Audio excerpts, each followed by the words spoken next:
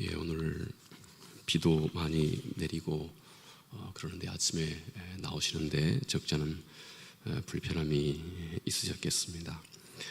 자, 오늘 하나님께서는 그의 사랑하는 자녀들을 하나님은 징계하시고 연단하신다 하는 주제를 오늘 우리가 항상 기억할 것을 오늘 본문이 우리에게 말씀해 줍니다. 왜냐하면 하나님은 우리 모두를 향한 그분의 아주 독특하신 목적이 있기 때문에 그렇습니다. 우리 각 사람 한 사람을 향해서 우리의 인생을 통해서 그분이 지향하시고 또 그분이 우리 인생 전체를 통해서 단 한 사람도 제외가 없이 그분의 선하시고 기뻐하신 뜻이 우리 모두를 향해서 있기 때문에 하나님은 때때로 우리의 삶 가운데서 그분의 뜻에 합당한 방향과 그 생각을 우리 마음속에 잃지 않도록 그분이 우리를 때때로 연단하신다 하는 것이 또 성경이 하나님이 우리를 다루시는, 하나님이 우리의 삶을 다루시는 대주제입니다. 히브리서 12장 5절 이하에 이렇게 말씀을 합니다. 또 아들들에게 권하는 것 같이 너희에게 권면하신 말씀도 잊었도다. 일러스되 내 아들아 주의 징계하심을 경히 여기지 말며 그에게 꾸지람을 받을 때 낙심하지 말라. 주께서 그 사랑하시는 자를 징계하시고 그가 받아들이시는 아들마다 채찍질 하심이라 하였으니 너희가 참음은 징계를 받기 위함이라. 하나님이 아들과 같이 너희를 대우하시나니 어찌 아버지가 징계하지 않는 아들이 있으리요. 징계는 다 받는 것이거늘 너희에게 없으면 사생자요 친아들이 아니니라. 하나님이 우리 삶을 통해서 또 우리 삶을 다루시는 하나님의 한 손길입니다. 그가 우리를 연단하신다. 그리고 그 일을 계속하신다 하는 것입니다. 그것은 우리의 약함 때문이고 또 그분의 선하신 목적이 우리 삶 가운데 있으시기 때문에 그렇습니다. 하나님은 절대 그 어떤 상황 속에서도 그분의 기뻐하신 뜻을 포기하는 법이 없습니다. 꼭 우리 삶 가운데서 하나님은 이루어 가시고 그리고 그것이 우리들의 진정한 행복인 것입니다. 자, 이것이 지금 우리 삶을 그가 다루어 가고 계시는 하나님의 보이지 않는 손길이다 하는 것입니다. 하나님은 이 일을 통해서 먼저는 하나님께서 우리가 하나님의 말씀을 우리의 마음으로 배울 수 있도록 해 가십니다. 우리의 삶의 연단을 통해서 하나님은 우리의 삶에 불필요한 많은 마치 그 떡덩이와 같은 것을 하나 둘씩 제하시고 우리가 하나님 앞에 1:1 단독자로 신실하게 설 수 있는, 그리고 그분의 말씀을 매우 진지하게 받아들일 줄 아는 사람으로 하나님께서 우리를 점점 그렇게 만들어 가시는 것입니다. 그리고 그 끝에 하나님은 우리를 빚으시고 또 빚으시고 빚으셔서 거룩한 신의 성품에 참여할 수 있는 자로 하나님께서 우리를 이끌어 가십니다. 결국 곧 하나님은 우리를 통해서 그 아들의 형상을 이 땅에서부터 점점 빚어가게 됩니다. 그리고 정작 우리가 사도 바울이 고린도후서 3장 18절에 말씀하신 것 같이 정작 우리가 하나님 앞에 딱 이르러 보면 너무나 예수 그리스도의 모습과 내가 너무나 똑같은 모습이기 때문에 너무 쉽게 그분을 알아볼 수 있는 자가 되게 하신다. 이것이 하나님께서 그의 사랑하는 자녀들의 삶을 다루어 가고 계시는 하나님의 손길입니다.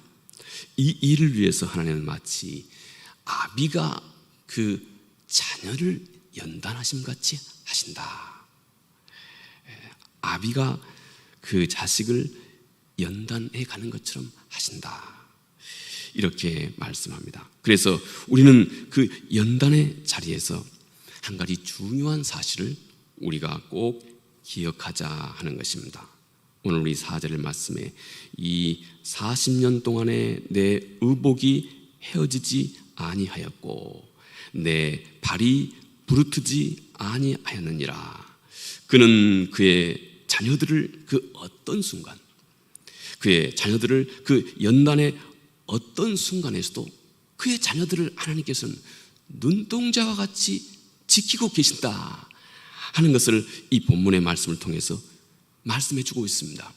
하나님이 친히 마치 아비가 아들을 징계하고 연단할 때 그저 뒷짐지고 웃고 그래 잘하나 보자 하는 이런 마음의 태도가 아니다 하는 것입니다. 하나님은 그 자녀를 연단하시는 그 아비처럼 하나님은 우리가 그 연단의 자리에 있을 때에도 우리를 지키고 보호하시는 이 하나님의 손길을 절대 멈추지 않는다 하는 것입니다. 행여나 그의 의복이 헤어지지 않은지, 행여나 그 보이지 않는 그의 발이, 신발이 다 닳고 닳아서 그의 발이 혹 부르트지 않는지 하나님께서는 바로 그렇게 그 자녀를 연단하시고 징계하시는 하나님의 마음을 성경이 그렇게 표현해 주고 있습니다. 자, 그런데 이제 우리가 우리의 마음에 슬픈 한 가지 본능과 우리가 대면해야 합니다. 우리가 마치 솔로몬의 삶을 돌아보아도 또 우리가 우리 자신의 삶을 돌아보아도 충분히 이해할 수 있는 한 가지 사실입니다. 우리 사람이 최대 위기를 맞는 것은, 하나님 앞에서 한 사람이 최대 위기를 맞는 것은 그 사람이 어떤 환난이나 공고나 궁핍이나 위험 가운데 있을 바로 그때가 아니다 하는 것입니다. 오히려 한 사람이 하나님 보시기에 최대 위기의 자리는 그가 스스로 생각하기에 나는 아무 문제가 없다, 나는 부유하다 하고 스스로 태평성대를 생각하고 있을 바로 그때다 하는 것입니다. 한 사람의 마음이 하나님으로부터 멀리 하나님으로부터 멀리 멀어져 가는 그 시기는 항상 그가 나는 이제 편안하고 내게 더 이상 아무 문제가 없다 하고 스스로 생각할 바로 그때다 하는 것입니다. 호시아 선지자가 이렇게 말씀을 합니다. 좀 적나라한 그런 표현입니다. 호시아 13장 5절 6절의 말씀입니다. 내가 광야 마른 땅에서 너를 알았거늘. 광야의 이 마른 땅에서 이스라엘이 하나님을 알고 하나님이 또 이스라엘을 알게 되었습니다. 자, 내가 광야 마른 땅에서 너를 알았거늘. 그들이 먹여준 대로 배가 불렀고 배가 부르니 그들의 마음이 교만하여 이로 말미암아 나를 잊었느니라. 여러분, 이것이 곧 우리 인간의 피할 수 없는, 어찌 보면 참 슬픈 우리 인간의 본능입니다. 우리 인간이 바로 이런 위험을 항상 가지고 있다 하는 것입니다. 이제 우리가 기억할 것은 이것입니다. 하나님은 그의 자녀들의 자녀들을 연단하는 그 시간마다 하나님은 그 자녀들을 향한 더 절실한 마음을 항상 그들과 함께 가지고 계신다 하는 것입니다. 그가 연단하는 자는 그의 사랑하는 자이기 때문에 그렇습니다. 그가 징계하는 자는 그는 너무나 누구를 징계하고 있는지 잘 알고 있습니다. 그가 연단하고 징계하는 그들이 곧 하나님 자신의 아들과 딸, 자녀라고 하는 사실을 하나님은 너무나 잘 알고 있기 때문에 그렇습니다. 그래서 하나님은 그가 연단하시는 그의 사랑하는 자녀들의 발걸음마다 혹 그가 신발이 닳아 그의 발이 부르트지 않는지, 세월이 흘러 혹 그의 의복이 헤어지지 않는지 하나님은 참으로 주도 면밀하게 낱낱이 살피시고 그리고 보호하고 계신다 하는 것입니다. 너희는 이 사실을 꼭 기억하라 하는 것입니다. 너희가 혹 연단의 자리에 있다고 생각한다면 너희는 결코 이 진리를 잊지 말라는 것입니다. 그 자리에서는 하나님은 더 너를 향한, 그 어느 때보다도 더 너를 향한 그 절실한 마음을 하나님이 가지고 있기 때문에 너희는 혹 연단의 시기라고 생각될 때 낙심하지 말라 하는 것입니다. 절대 낙심하지 말라. 징계와 연단의 자리에서 우리 주님의 더 깊은 배려가 있는 것이고, 그리고 세상의 모든 사람들이 다 이와 같은 연단을 받기 때문이다 하고 그렇게 히브리서 저자가 또 오늘 우리가 함께 읽었던 본문의 말씀이 우리에게 전해주고 있습니다. 자, 우리를 향한 하나님의 크고 깊고 기쁘신 이 배려, 이것은 우리 주님께서 마태복음 13장에 7가지 비유를 말씀하시면서도 우리 주님께서 이 비유의 말씀을 통해서도 이 하나님의 깊은 배려의 마음을 빠뜨리지 않으셨습니다. 마태복음 13장에 우리 주님께서 아주 짤막한 비유를 하나 소개합니다. 45절, 46절의 말씀, 이렇게 주께서 말씀합니다. 딱 2구절로 주께서 한 가지 비유를 말씀합니다. 또 천국은 마치 좋은 진주를 구하는 장사와 같으니 극히 값진 진주 하나를 발견하매 가서 자기의 소유를 다 팔아 그 진주를 샀느니라. 주님께서 하나님의 나라 곧 천국을 이렇게 이 진주와 그리고 이 값진 진주를 찾고 사는 이 장사의 비유를 통해서 천국의 모습을 그렇게 설명해 주고 있는 것입니다. 자, 우리가 이 비유에 대해서 일반적으로 이렇게 이해를 합니다. 값진 진주를 찾고 있는 사람은 우리 자신입니다. 그리고 그 진주는 예수 그리스도입니다. 우리가 쉽게 이렇게 이해를 하고 있죠. 그래서 우리가 열심히 값진 진주 곧 예수 그리스도를 찾습니다. 어느 순간에 우리 인생에서 예수 그리스도를 만나게 되었습니다. 그러자 그 예수 그리스도 그분의 모습 앞에 우리가 내 모든 것을 다 팔아 예수 그리스도 그분을 사는데, 곧 구원을 사는데 내 모든 것을 다 팔아 그분을 쫓습니다. 우리가 쉽게 이 비유의 말씀을 이렇게 우리가 쉽게 이해를 하고 있습니다. 하지만 이것은 좀 바른 이해가 아닙니다. 내가 가지고 있는 것을 다 팔았다, 내가 가지고 있는 것을 다 팔아서 진주를 샀다, 이것은 뭔가 내 공로로 말이죠, 뭔가 내 노력으로 구원을 샀다 하는 말과 같습니다. 여러분, 그게 가능하겠습니까? 내가 내 공로와 내 노력으로 구원을 내 힘으로 살 수 있는 것이 절대 아닙니다. 우리가 복음이나 혹은 구원이나 혹은 우리가 예수 그리스도를 얻게 된 것은 이 땅에서 하나님의 절대적인 은혜입니다. 그분의 일방적인 선물입니다. 구원은 내가 뭘 팔고 내가 무슨 노력을 해서 내 공로로 구원을 우리가 얻을 수 있는 것이 절대 아니다 하는 것입니다. 또 내가 사고 팔 것이 무엇입니까? 사도 바울은 로마서 11장 마지막 절 36절인가요? 마지막 절에 우리 한 사람이 하나님으로부터 와서 우리 인생 전체가 하나님께로 말미암고 그리고 우리 인생 전체가 하나님께로 돌아간다. 모든 것이 하나님께로부터 와서 하나님으로 말미암고 하나님께로 돌아간다. 보십시오, 욥도 그렇게 고백합니다. 우리가 이 세상에 태어날 때 아무것도 없이 적신으로 이 빨간 몸으로 이 세상에 빈손으로 태어났습니다.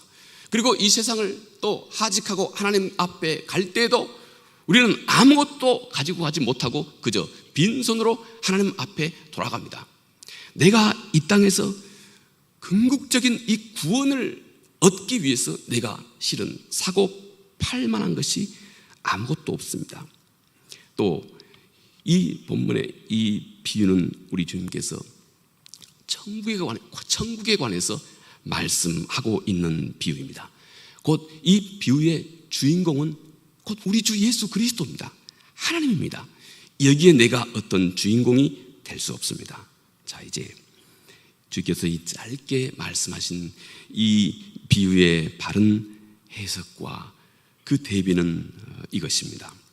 이 진주를 찾고 있는 분이 바로 우리 주 예수 그리스도입니다. 우리 주 예수 그리스도께서 온 땅을 두루두루 살피시면서 진주를 찾고 계신다 하는 것입니다. 그분 눈에 아주 값진 진주를 찾고 계신다는 것입니다. 그러다 어느 순간에 하나님께서 이 어운동에 살고 있는 그 진주를 본 것입니다. 대덕 한빛교회에 나오시는 어떤 사람을 하나님께서 보신 것입니다. 그리고 그가 진주라고 하는 사실을 하나님이 아신 것입니다. 그렇게 그 마음속에 하나님께서 그렇게 보신 것입니다. 이 세상 가운데서 주님은 마치 그 보화와 같은 그렇게 값지고 값진 그 진주를 발견한 것입니다. 주님이 말씀하신 이 비유 속에 이 진주는 결국 교회를 의미합니다. 하나님의 교회, 그토록 값진 것이라는 것입니다. 그리고 그 교회에 주님의 몸의 지체가 되어 있는 우리 한 사람 한 사람입니다. 우리 각자, 여러분 한 사람 말입니다. 여러분, 주님은 이 진주를 사기 위해서 주님 자신이 가지고 있는 모든 것을 다 팔으셨습니다. 모든 것을 다 주님은 진주를 사기 위해서 다 내다 팔았다는 것입니다. 저는 이 주님의 마음을 생각해 볼 때마다 제가 참 오래전에 보았던 이 책 한 권이 늘 생각이 납니다. 이게 참 우리 한국어로는 번역이 안 돼 있는 책입니다. 이 W.H. 반스토운이라고 하는 분이 쓴 책입니다. 이 책의 제목은 Love's Endeavor, Love's Expenses 라고 하는 책입니다. 우리나라 말로는 사랑의 노력, 또 사랑의 비용, 대가 이런 책입니다. 이 책의 이 저자 반스토운은 예수 그리스도의 그 십자가의 사랑을 아주 잘 표현해 주고 있습니다.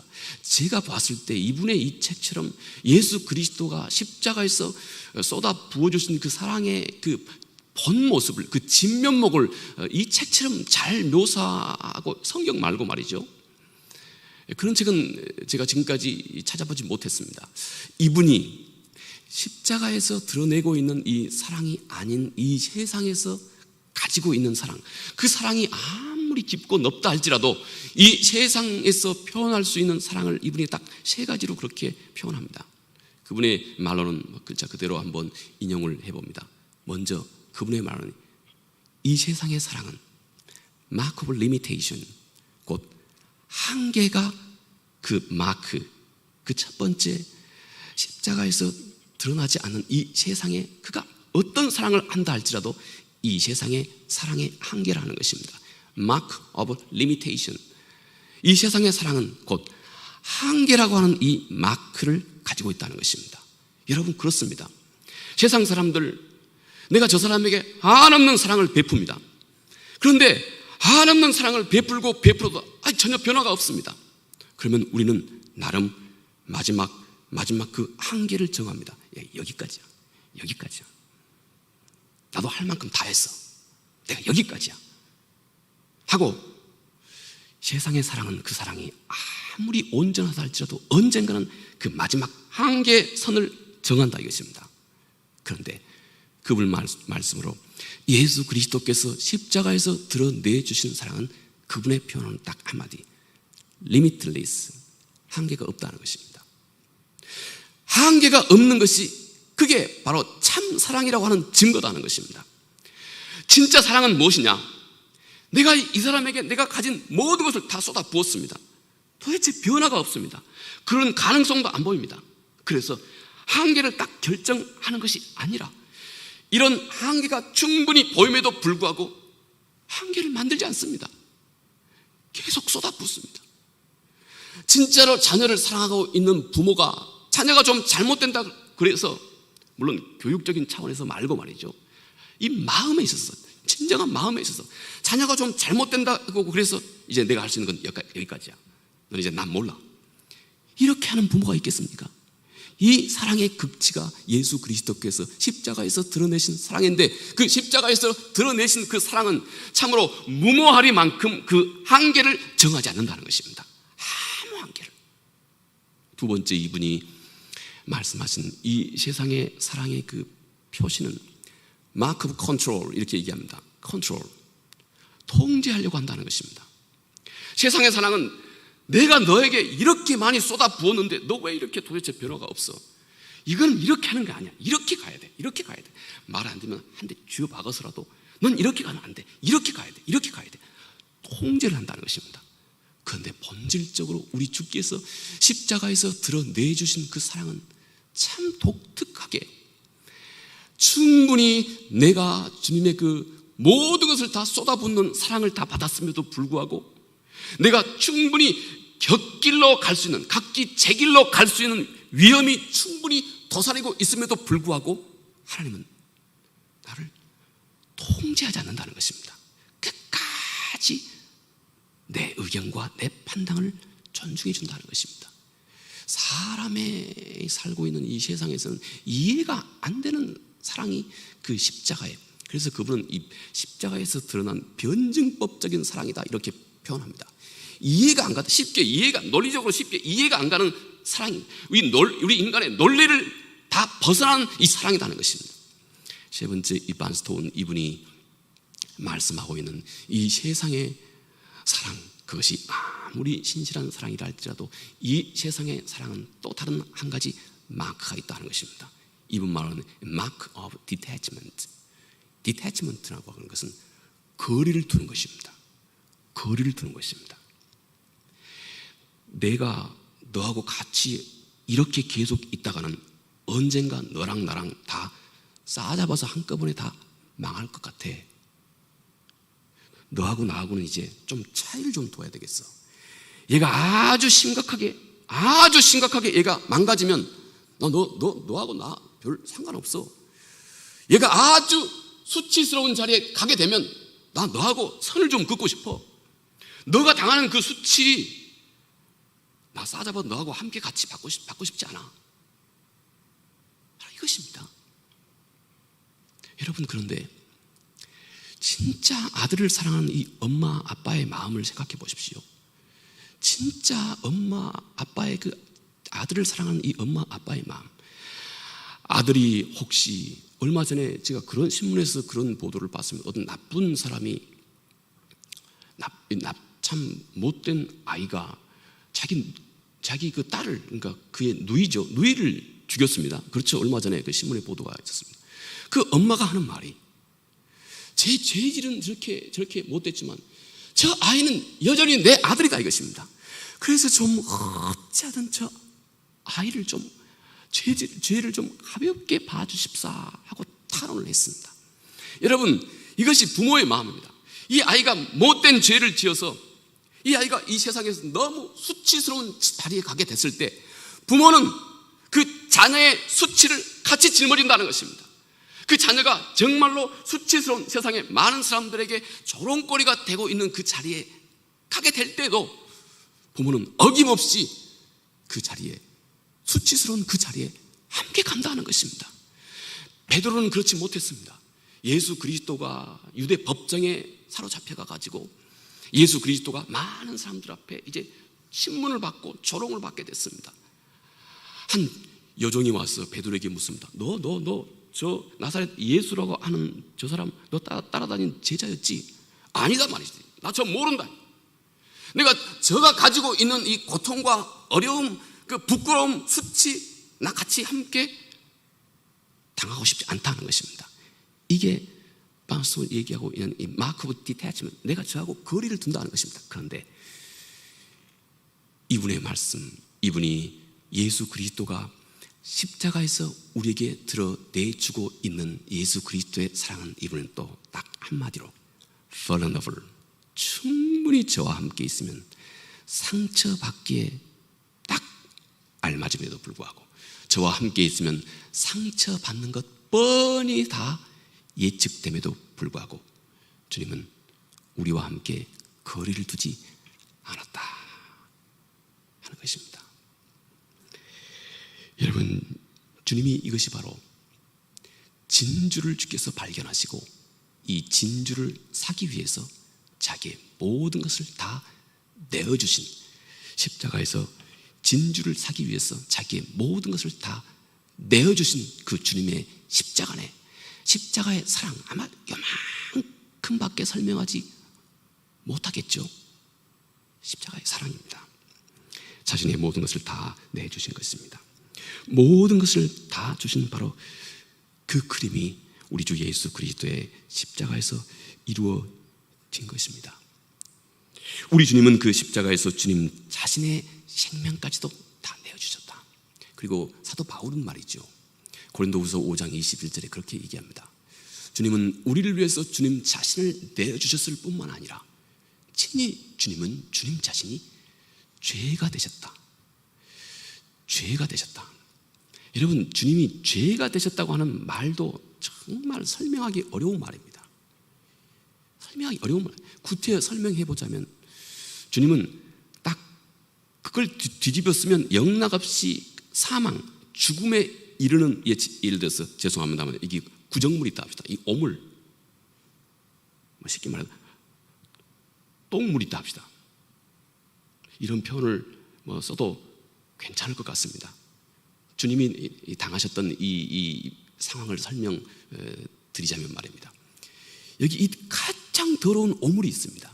이걸 뒤집어 쓰면 영락없이 독한 피부병을 앓고 죽는 것이 뻔합니다. 그런데 주님은 이 오물을 다 뒤집어 쓰셨다는 것입니다. 내가 뒤집어 쓸 것을 주님이 다 뒤집어 쓰셨다는 것입니다. 그리고 그것도 모자라서 사도 바울이 고린도후서 5장 21절에 주님이 친히 죄가 되셨다고 하는 말은 주님이 친히 오물, 더러운 물 자체가 되셨다는 것입니다.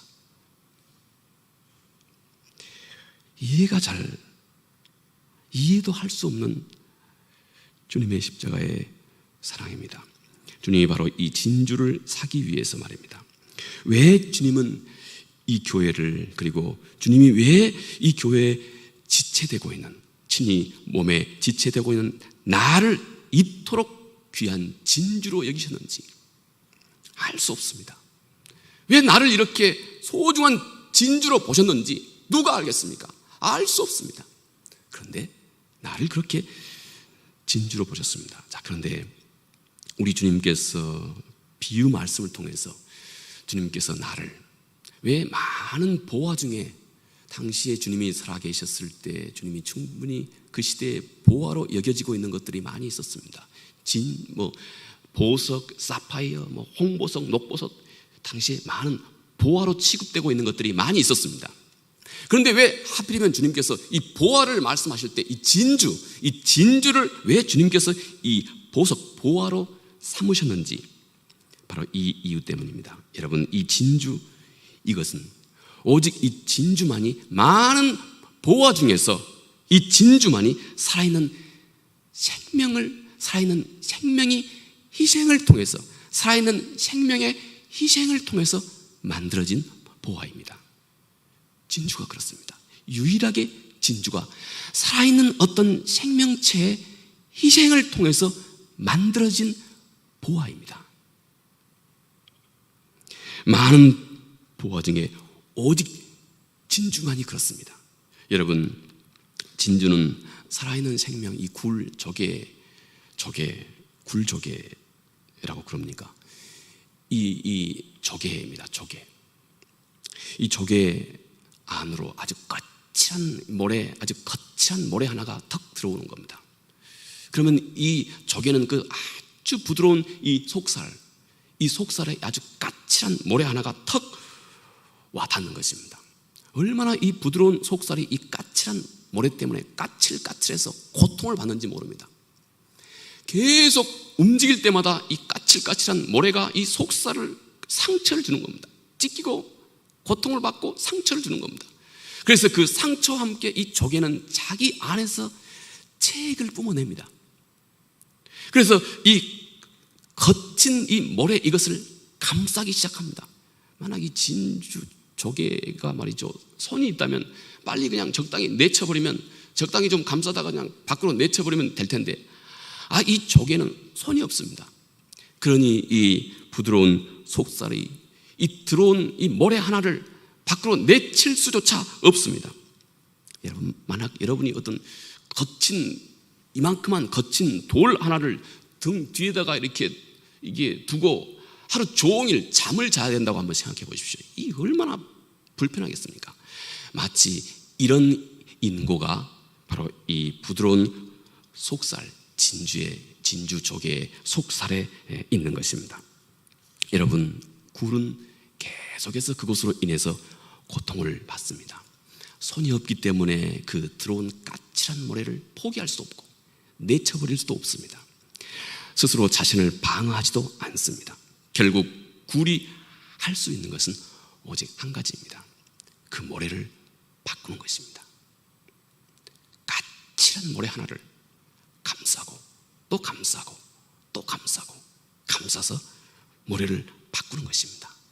자기 자신 모습과 똑같아지도록, 자기 자신과 전혀 어떤 이질감이 없도록 그를 바꾸는 것입니다. 안의 체액을 뿜어내고 또 감싸고 또 감싸고 또 감싸고 모든 상처를 받으면서 자기의 모든 것을 다 내어주면서 그 모든 고통을 다 받으면서 이 까칠한 모래를 변화시키는 것입니다. 부드럽고 아름다운 진주로 결국 그렇게 만들어가는 것입니다. 여러분, 이것이 우리 주님께서 우리를 연단하실 때 주님 자신이 친히 받으시는, 그리고 친히 함께 참여하시는 우리 주님의 아픔입니다. 오늘 본문 우리가 함께 아까 소개해드린 히브리서의 말씀, 모든 사람이 다 연단을 받는다 말씀합니다. 그러나 우리가 받는 이 연단은 주께서 그냥 뒷짐지고 그래 너 잘하나 보자 하고 그렇게 주시는 것이 아니다는 것입니다. 주님은 우리가 연단을 받는 자리에 마치 눈을 부릅뜨고, 그 어느 때보다 더 눈을 부릅뜨고 혹시 보이지 않는 저 신발 아래 신발이 닳아 발이 부르트지 않는지, 의복이 혹 헤어지지 않는지, 오히려 주님은 그 어느 때보다 눈을 더 부릅뜨고 우리를 지키시고 우리의 고난 자체에 주께서 함께 하시면서 우리가 끝까지 이 길을 잘 갈 수 있도록, 그렇게 바로 이것이 곧 자녀를 연단하시는 아버지의 마음이다 말씀합니다. 하나님은 그의 자녀들을 하나님 자신의 희생과 함께 한없는 사랑의 동기로 하나님은 그의 자녀들을 연단하신다는 것입니다. 오늘 여러분, 우리가 혹시 이런 연단의 자리에 있는 것 같은 삶의 시간을 보내고 있습니까? 그러나 하나님께서 우리를 다루시는 것은 우리를 향하신 그분의 더할 나위 없는 하나님의 사랑과 배려가 우리의 삶 속에 더 깊이 자리하고 있다 하는 것입니다. 내가 결국 하나님의 이 조건 없는 희생을 알아볼 수 있는 자로, 그래서 내가 이제는 스스로 하나님의 말씀을 자원하여 기쁘게 사랑할 수 있는 자로 나를 만들어 가시기 위해서, 더 깊고 온전한 성숙을 내 안에서 이루어 가시기 위해서 하나님 자신을 그렇게 친히 고난 가운데 내어주시면서 그의 사랑하는 자녀들을 연단하신다 말씀합니다. 연단의 자리에서 이 하나님의 마음이 꼭 깊이 느껴지시기 바라겠습니다. 기도하겠습니다. 은혜로우신 아버지 하나님, 고맙고 감사합니다. 하나님이 우리의 아버지이신 것을 이 시간 새롭게 발견하게 도와주시기 바랍니다. 그의 자녀를 지극히 사랑하는 아버지, 그의 자녀의 일거수일투족을 아시고 그가 어느 길로 가야, 또 그가 어떤 마음을 가져야, 그가 어떤 삶을 살아야 너무나 잘 알고 계신 아버지. 그래서 아버지는 하나님 자신의 한없는 희생과 함께 사랑하는 자녀들을 연단하시고 징계하시는 그 하나님의 마음을 헤아려 알 수 있도록 도와주시기 바랍니다. 그저 뒷짐지고 웃으면서 그래 너가 잘하나 보자 하는 이런 마음이 아니고, 친히 당신의 가장 값진 것을 우리에게 주저함 없이 다 내어주시면서 우리의 영적인 성숙을 한 걸음 한 걸음 인도하고 이끌어 가시는 이 하나님의 마음을 행여 우리가 혹 연단의 자리에서도 꼭 더 깊이 기억할 수 있도록 하셔서 우리가 능히 모든 세상을 해치고 이겨갈 수 있도록 도와주시옵소서. 예수님 거룩하신 이름으로 기도합니다. 아멘.